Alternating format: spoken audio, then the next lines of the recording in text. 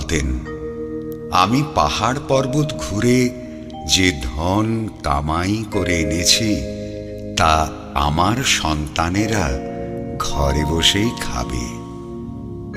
বাবার মহিমা অসীম। অগণিত আর্ত আতুর দিন দুঃখী লাভ করেছে বাবার কৃপা, অব্যাহতি পেয়েছে যন্ত্রণা থেকে।